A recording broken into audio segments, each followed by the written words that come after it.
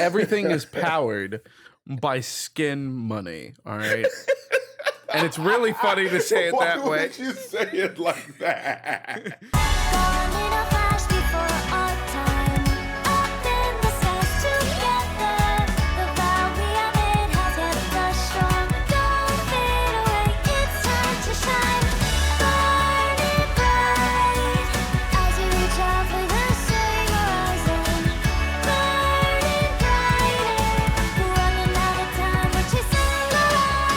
Welcome to Casuals of Runeterra, Part 9 of our Star Guardian special.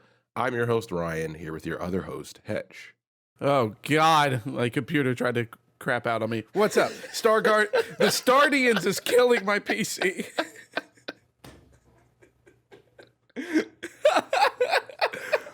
We're back.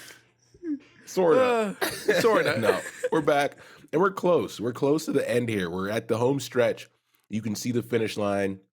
You can see the crowd of people cheering, "Don't give up now, take a sip of water, and keep trudging forward." We only have one more to go, folks. We're so close. Yeah, we're so close.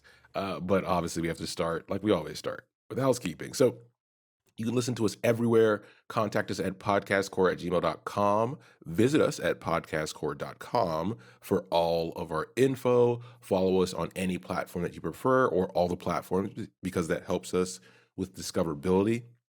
And then leave a like, a comment, or a short review. And a lot of you have been doing that, and we appreciate that. Seeing the feedback is always awesome. But the easiest way is word of mouth to tell one friend to learn to be human by listening to the Casuals of Runeterra podcast.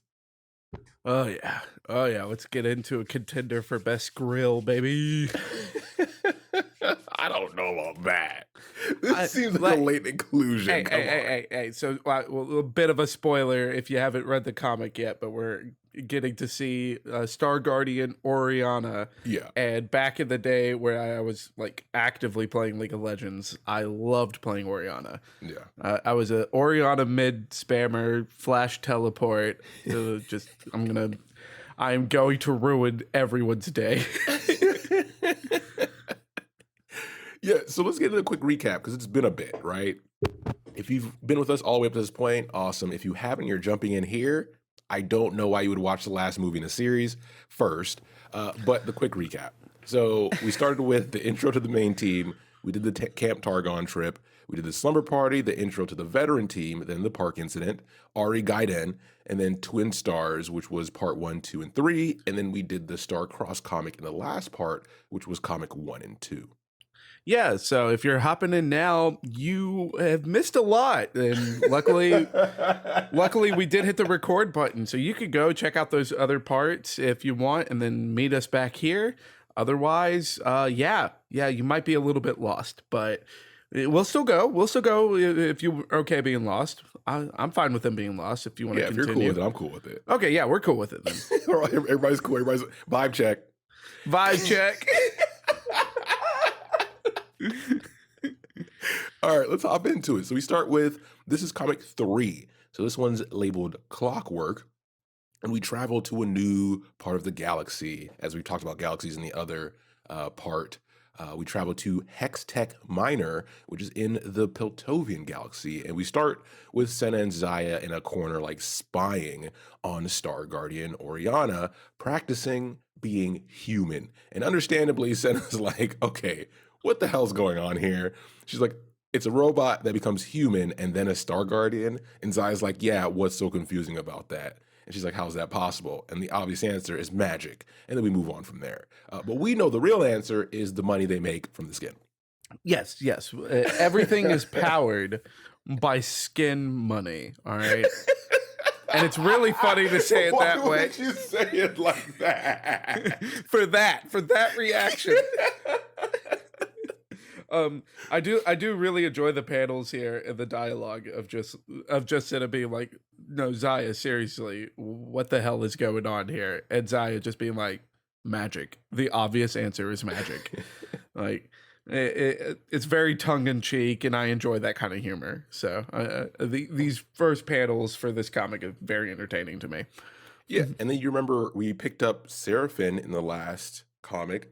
So she's ready to rush in and introduce herself, right? She's very forward, very bubbly, and she's very loud about it. And then suddenly a chaos portal opens because, like we mention all the time, when you have a bunch of Star Guardians together, the more you have, the more chance you have of something crazy happening. So it looks like the Zoe's planet that we know from before. And Zaya loses focus and immediately rushes towards it. And she's screaming Rakan's name in a dramatic fashion. And everyone is surprised that she's doing this because remember, Oriana doesn't technically know they're there yet. And immediately when she gets close to the portal, she's attacked by one of the hounds we've seen Senna fighting in the past. And this hound jumps out of the portal and attacks Zaya. Yeah. And this is also like a interesting precursor into getting into, or not really getting into, but kind of foreshadowing like the mate of this comic, which is less about getting Oriana to join the team and more that the team is actually going to figure out what Zaya's plan is. Because up to this point, Zaya's just been trying to build the dream team. But the dream team had no idea what their goal was. But now she's running into a portal.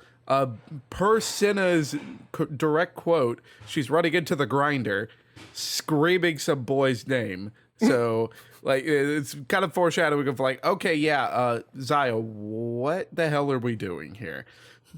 Yeah, what's really going on? So we then have Oriana luckily intervene to save her because it's in the same area that she's hanging out in. And then a ton of hounds start pouring out of the portal. And the team's kind of angry at how reckless Zaya's being at this moment because this is supposed to be their leader, right? And it almost cost her her life. But they do begin working together to take out hounds. It's a bit slow, and they're like, at this pace, it's not going to work. And then Oriana steps up and steps in with the ultimate we know so well by sucking them all in and then wiping out the remaining hounds in one move. Yeah. Again, I used to love playing Oriana. So this panel for me, Scum. chef's kiss. Mwah. But it's also really entertaining because like to see the way that they kind of put the pieces together here because Zaya wants to recruit Oriana to be the strategist. And Oriana is, yes, she's kind of confused by the fact that these 3 Star Guardians just popped out of nowhere. And all these hounds popped out of nowhere too. Yeah. But she immediately analyzes the threat, puts it a threat level substantial. Now allying with other Star Guardians.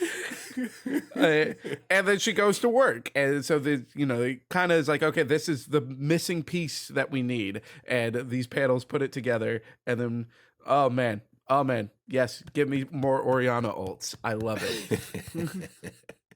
So after this happens, naturally, Oriana now knows they're there.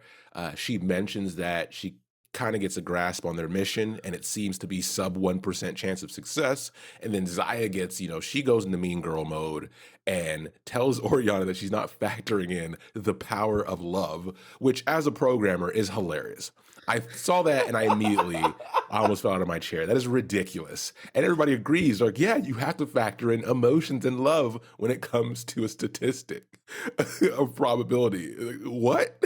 So the team tells Oriana, well, listen, we're heading to Earth. We know that you're trying to be more human. And high schools on Earth are full of humans. And you can practice all you want there. And she gets really excited, makes a super creepy face in this panel, and takes up their offer immediately.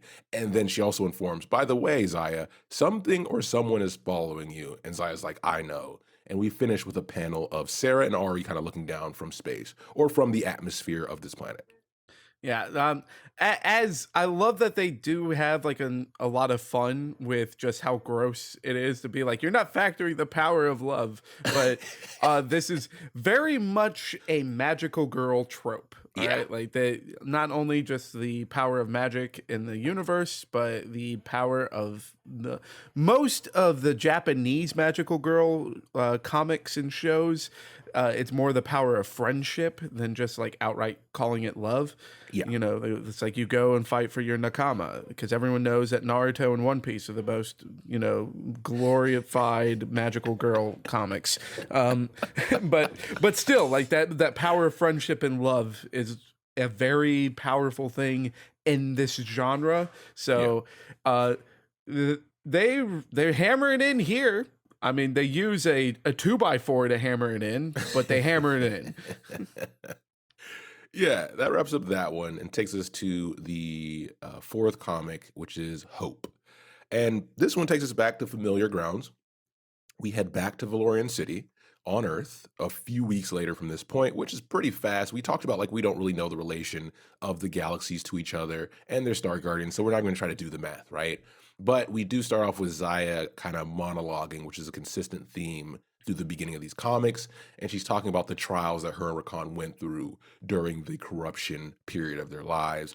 And then we see the group getting ambushed by a bunch of hounds again on this at this new location, but the difference is that these hounds and these monsters are dark energy monsters, which are different from the chaos monsters that we've known up to this point, and they also detect fighting happening on the other side of the city, so they know the other teams are doing work here too, but unfortunately they're just as busy, so they can't assist each other. And this, is a point that we keep, hammering in over and over again ourselves, which is that the more Star Guardians appear in one location, the more that the darkness is going to follow them. And that's why we even have Oriana here saying that there are multiple galactic level threats that are being fought off at that time.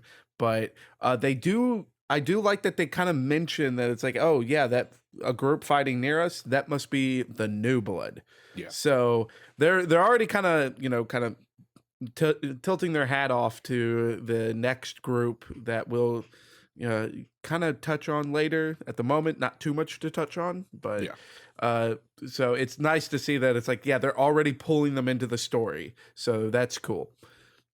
Yeah, and then we get the appearance of the person who's leading these chaos monsters into this, or these dark energy monsters into this space, which is Dark Rakan. And he appears to kind of confront Zaya. She immediately sees him. Once again, she rushes away from the group to confront him. And there's some banter between the two while in her head she's monologuing about love and hope and all those shenanigans. And then Senna kind of kills a sneaking hound and heals, the beat up Zaya at the same time. And that snaps her back to reality of what's going on. At this point, Rakan then pins her up against the wall with one of his feathers and begins telling her that, she's outside her depth here, that all that love and hope and all that nonsense is not going to work. And he also mentions that even though she likes to deny it, there's still a little bit of darkness inside her that has nothing to do with Zoe's corruption. And this makes her mad and sends her over the edge, and she sends a barrage of feathers at him. But at this point, Rakan's like, I'm going to chill out. And he steps back through the portal he came through, and it zips closed, while they still have to deal with all these monsters. And we get a bunch of angry mean girl Zaya panels after it. I will say that she has a foul mouth. Oh I don't mean foul like chicken feathers. Like you get what I mean? That's not where I'm going with it. Bro, get out! I'm done. I'm done. I will say though that like I am like one of the things that like kind of frustrated me with this was just how casually they mention kind of Senna's abilities in all of this, because like with the very first chapter, when we get to see Senna as a Star Guardian, she is being a badass and she's taking people out, and doing her thing, but we never get to see like any of her like in-game abilities. And then like with Seraphine and with Oriana, we get like these dramatic like panels of like, yeah, here's one of their abilities in game. And even when we were covering the short stories, like following Lux and Jinx and Syndra, like we didn't have panels of it, but we still had a lot of descriptions of like how like they're using their in-game abilities and how badass it is. And then with this one, Senna is just like, once again, just shooting a monster. And then it's like, oh, by the way, I'm also support. And just like casually throw it in there. And like Senna got no love in this, as far as like the actual in-game translation. That kind of was just like, really, guys? Really? We're not going to touch her. Okay. She's still badass, but okay.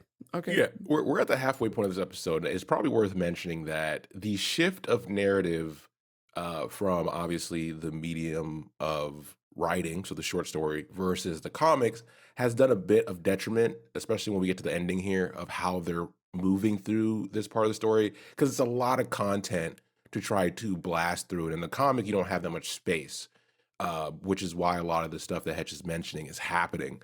But back to the story, we get that move from Senna, then we have the dark monsters happen, and then you have, Sarah and Ari show up to help, and then you have like the mean girl scene with Zaya popping off on her mouth. And then you have another point of contention where at the end here, we finish up with Zaya kind of conceding to team up one more time, but she mentions that, after this, after she saves Rakan, she's done with Sarah and Ari and determined to never fall to the darkness again, and kind of just done with the business of Star Guardians in general. And that's a big plot point, right? That's something that's kind of coming out of left field for her to, like, we know she goes through these fits and rages, but that one really surprised me at the end here. Yeah, I mean, but it also is kind of on in character here because we do get to see like a panel of just how much of the darkness that Zaya is having to fight off, because we get to see that Zoe's corruption still kind of coming up to the skin surface. So it's kind of on brand because they've spent all these stories so far just hammering in how upset Zaya is at her old team. Yeah. And even after she was saved from the corruption, she was not ready to forgive them. So if they're going to be Star Guardians and she has no intention to forgive them, it kind of makes sense that she would not want a part of it. I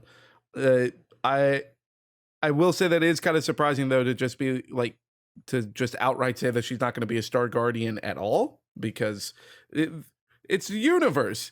How many different systems have we jumped to in this series of comics so far? Like we've been to Demacia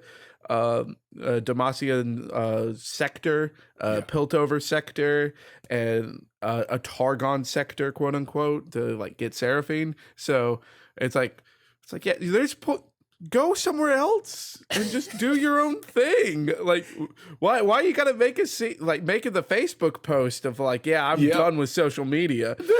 like we don't care. That's the perfect way to put it. So this takes us into the final comic. And disclaimer, we're going to rag on this a lot. And Riot brought it on themselves. Yeah, listen, we show a lot of support. We like a lot, like 90% of the stuff, bangers. This? Okay, let's get into it. So this final comic is called Embrace, and this is the final comic in this series. And we fast forward a month, so we're doing another jump, which is a bit, tilting, but whatever. And we're in the Chaos Dimension. So the Guardians are just battling Rakan. They're battle damaged. We see Rakan, in his dark mode. And most of this comic, he's doing a lot of riffing himself, just being the hyperbole of Rakan's personality. And they're struggling against him. And in addition to this, there's a bit of darkness still in Zaya, and it's attempting to take over while they're trying to accomplish this very important task. The girls are kind of supporting her internal fight while Rakan's trying to push her over the edge. And he's like, come on, baby, come back to me, and we can just get these girls out of here kind of thing. And they all do we come together and do our big attack that you see in most magical shows, and they barely scratch him. And at this point is when Senna cast another spell that we haven't seen, Mist, that conceals their presence for a while so they can think of a plan. Yeah, and the use of Mist, so much better than our last chapter because it's actually serving a pretty big plot point here. So it was kind of brought me back in of just yeah, okay, cool. Y'all didn't just do Senna dirty. Yeah. But this whole leading up to this, all of Rakan's riffing, the last chapter, some of his lines were just too cheesy. Yeah. But I was like, I get it. He's supposed to be the bad guy, so I'm not supposed to be enjoying it. So, okay, that's fine. Whatever. His dialogue in this, up to this point of the chapter is just so bad. it's not good. I got to, I had to go back, a panel or two because I was like, oh, I just skipped all of Rakan's lines because I read the first line that he said. It was like, no, I can't read. No, I need to make sure there's nothing I'm missing, but it's like, God, just shut up, dude. Yeah, I agree. You know, when you have two characters in this overarching story we've been doing with Ezreal and Rakan, they're both the riffing characters, and they have a lot of screen time when it comes to riffing. It kind of Yeah. wears on you when you get It, this deep into it. yeah, I think it's less that it's like it's because we're this deep into it, and more that it's like this Rakan's lines of these last two chapters have felt lazy. Because Yeah, like, and yeah, it's not that the other ones weren't lazy; they were still lazy, but they were lazy in the way of we're just going to directly take their lines from in game, yes, they're references. and so that it's like, yeah, it's lazy, but I get what you're doing. Yeah. You're connecting it to a game that I fell in love with. This is just lazy. This is just like this is just like, oh, let me pull out the thesaurus and take one of these in-game quotes and use different words to This say the remind same you know stuff. what? You're right. This actually remind like Rakan in this chat in this comic issue reminds me of the Joker, Jared Leto's Joker from Suicide Squad. Like it's that type of cheesy, Oh God, you're of that right. cheesy evil where they're like his Joker is definitely a reference to the old Joker, but they're like, how can we make this our own? And Rakan's lines make me feel exactly how I felt watching that. God, you're right, and I just don't want you to be right. Like I just don't want you to be right, but you are, and it upsets me. So while they're in this mist, they mention, okay, Zaya, you have to come up with the plan because you know him best, right? He's your boyfriend. You should know what to do. And then we get a flashback, which if Hatch and I weren't already mad at this point, this just made us madder. 100%. So we get a flashback to the Twilight Star stuff that happened. It's more of a zoomed in focus on what happened inside the barrier when Rakan was taking the corruption from her. We know what happened there. If you don't know what happened, we have episodes for that. Go listen to those. You'll get more detail. But we get this flashback and then immediately jump back to the present where Zaya mentions that she hasn't been completely honest with the team. So now we're having a reveal at the 11th hour, right? Where she's like, okay, listen, this darkness that's inside me may not just be Zoe's corruption, because I've noticed that it doesn't feel like I'm falling to darkness again. I kind of can control it. And they're like, what the hell are you talking about, right? Because that's a new development. And then the mist disappears. And at this point, a portal opens and Zaya sends her team through it. They kind of get sucked into it.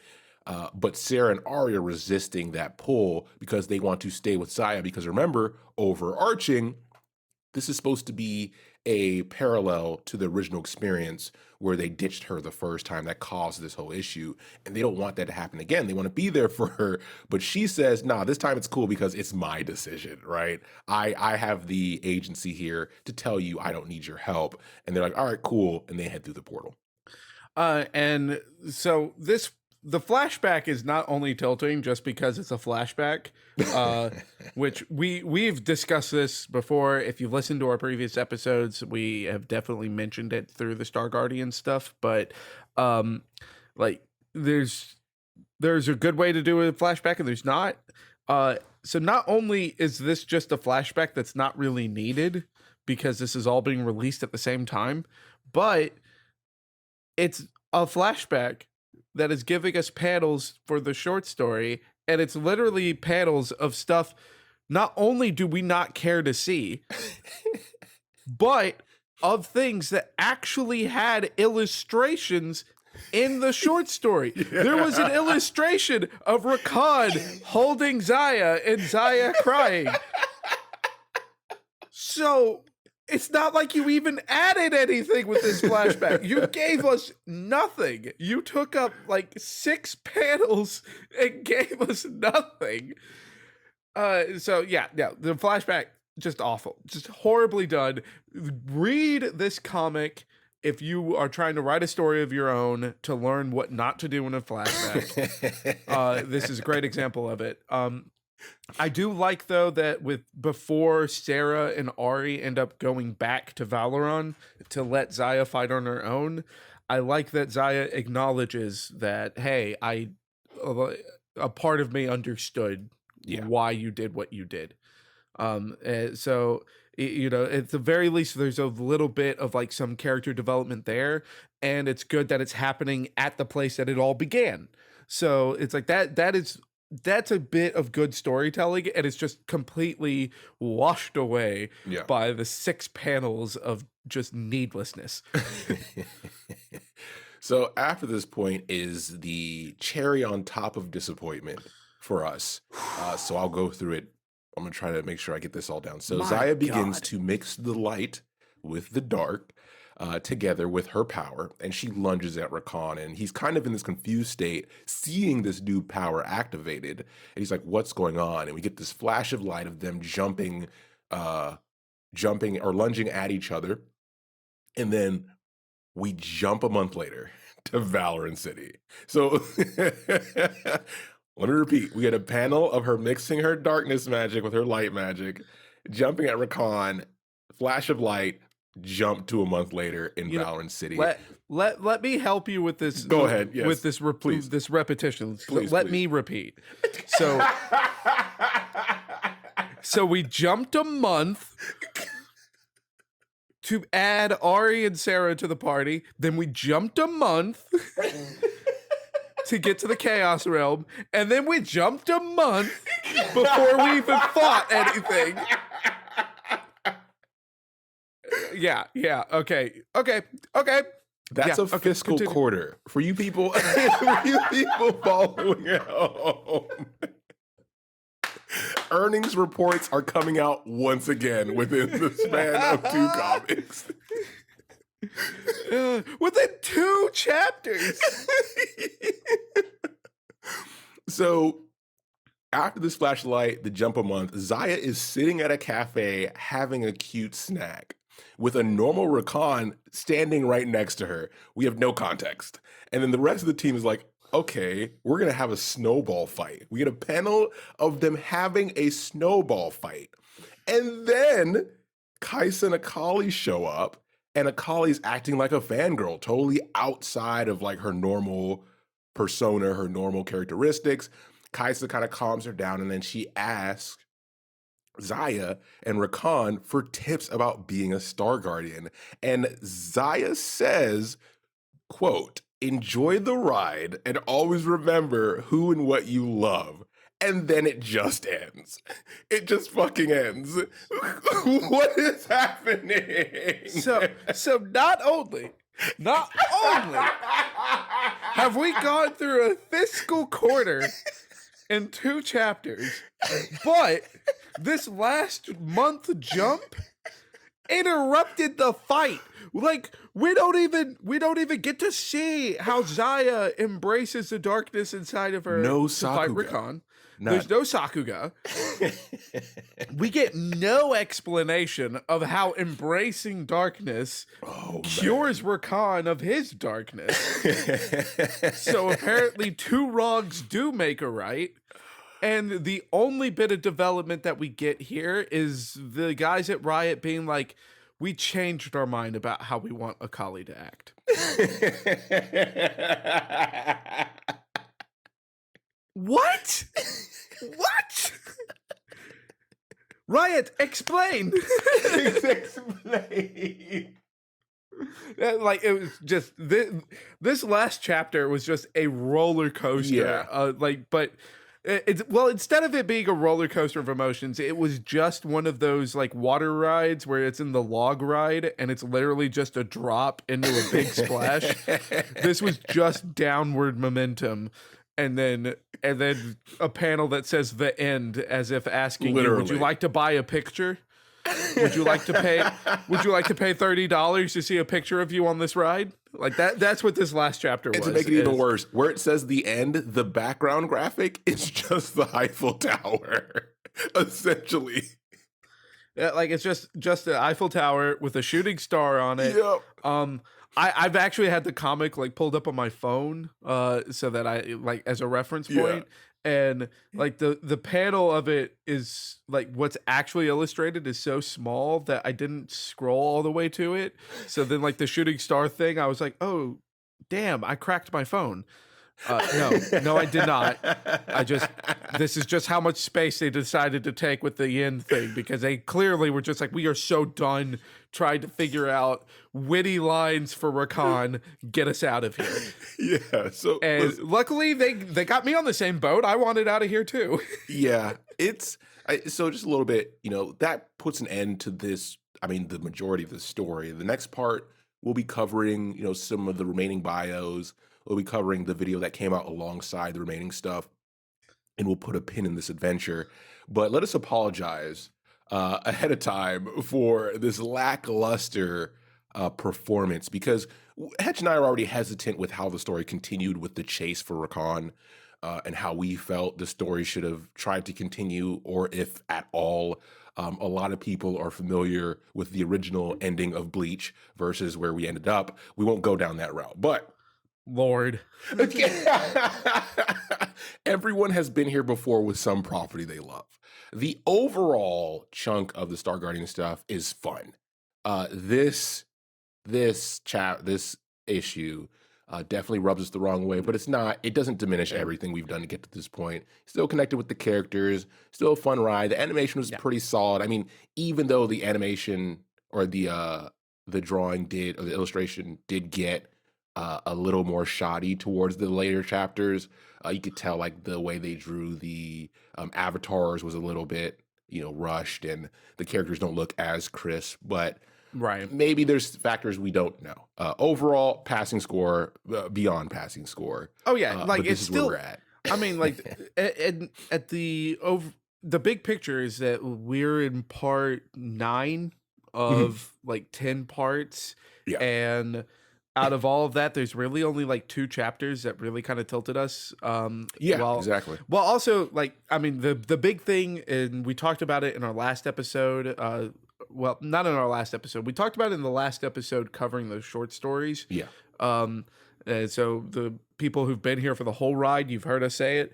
We did not want Rakan back. Yeah. It's nothing against Rakan. It was more of just like, let death be death. Let his sacrifice, be a sacrifice. Like, do not diminish what he did for the galaxy. Yeah. As well as what he did for Zaya. It's like, don't diminish that. And instead we got a panel of him crying next to a dessert on a stick while Zaya was eating it. So clearly we it's like, yeah, we weren't going to be happy about it. There's like, I mean, like we both agree as that, that's just not a good way of like telling a story that involves death. And a lot of really good magical girl genre, or the Sentai genre, a lot of the really good stories that stick out to people who consume a lot of it, they get dark. And so having a happy, bubbly ending is not, you have to do it really well for it to be good. Yeah. And I can only think of one like that, which is Cardcaptor Sakura. And that's it. Like the other ones that are super bubbly and stuff, like are nothing compared to Cardcaptor. Yeah. So giving this, like, trying to tie a nice little bow on the story was not going to be a good way, I think, of approaching it. Or or you would have had to give us another big batch like that. Like the big story that we got of the fight in Valoran against Zoe, Zaya, and Rakan, and give us that big batch so that we could get details of what darkness is in Zaya and how that combines with light to actually save a fallen Star Guardian. Yep. We didn't get any of that. We just got a panel of like, oh, what's this? What's eat dessert? What? That answers nothing. It does nothing. Yeah. So Everything, it feels reminiscent back to that original point that I pointed out when Senna asked about Oriana's origin, and Zaya was like, it's just magic. All of this experience that we've talked about with these last couple issues feel like the same result of the writers, the illustrators saying to us, it's just magic, right? That's how that feels. It's the same answer. Just shut up and ride. Just shut up and ride. But I mean, we are here to not shut up. So this is why we're gonna harp on it. But yeah, overall great. And listen, once again, If you've made it this far, you get your badge for part 9. And there's one more part to go. So, hydrate, stay vigilant. We'll be back soon. Thanks for listening. Next episode, part 10. Next episode. The end of this saga that has been months. The end of reminding Hetch. He says Stardian. So the final Stardian part will be soon. Thanks again. We'll be back soon with the next episode. Take care, everybody.